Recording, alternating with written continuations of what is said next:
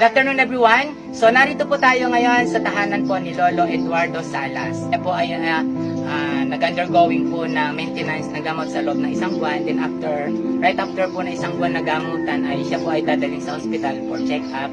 Kung ano po yung magiging findings. But based on the result po na galing po sa hospital, siya po ay may sakit na liver cirrhosis. So, ito po ay sakit sa atay na kung saan naagnas po yung atay niya or nalulusaw. Ayan. At the same time, it complicates yung kanyang tiyan po, yung paglaki po ng tiyan ni tatay. Tulog.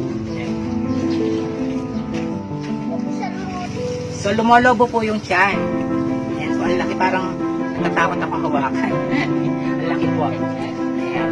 So, yun po yung kanyang experience ngayon na kung saan sila po ngayon ay siyempre medyo ikaws po sa financial.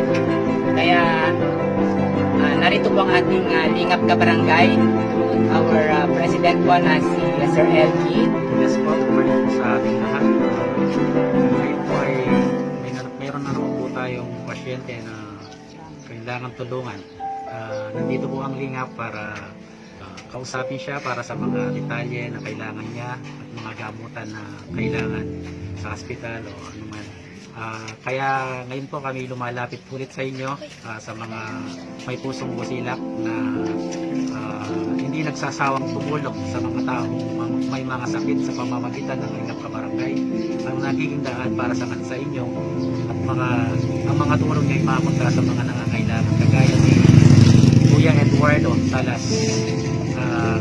Nangailangan po siya ngayon ng financial support po para sa pag-hospital po sa kanya sa mga gamot po niya. Maraming salamat po, sana matulungan po natin siya ngayon dahil Father's Day po ngayon, kaya nandito po kami para kausapin nga po siya. I-greet po siya ng Happy Father's Day. Yan si Lolo Eduardo Salas po is already 62 years of age. Ayan. Pero siya po ay dati po siya ay talagang malakas, pero ngayon siya po ay siyempre mahina na dahil nanghihina dahil sa kanyang kalagayan.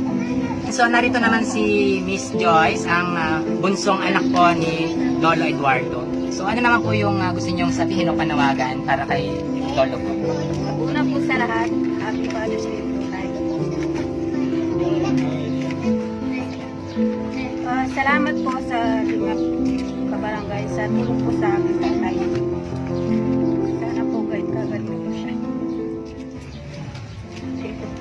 Kami po ay humihingi ng tulong sa mga mabubuting puso po dahil. Sana po matulungan po ang ating ama sa kanyang sakit.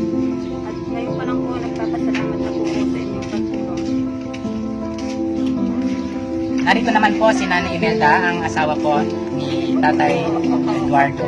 Ayan. So, Nay, ano po yung mensahe nyo o yung gusto niyo pong panawagan? Sino pong gusto tumulong sa asawa ko, sana po tulungan niya para magamot siya, na mahirap lang po kami. Sana maraming tumulong po sa kanya na nagpapasalamat kami. Salamat sa kanya lahat. Na pinasala nila dito yung asawa ko. Salamat po.